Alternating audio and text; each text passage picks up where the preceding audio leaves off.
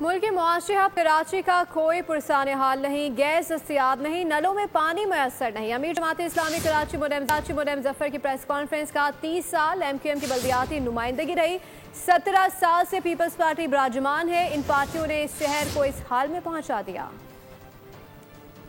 کا سب سے بڑا شہر ہے، پاکستان کا معاشی ہب ہے، اور جب بھی گفتگو ہوتی ہے یہ تذکرہ آتا ہے کہ کراچی کی پورے پاکستان کی اگر کوئی لائف لائن ہے تو کراچی ہے۔ شہر کراچی پر 30 سال ایم کیو ایم کی بلدیاتی نمائندگی رہی، اور بلدیاتی نمائندگی جب نہیں بھی تھی تو وہ اس شہر کے اندر آل اینڈ آل تھے۔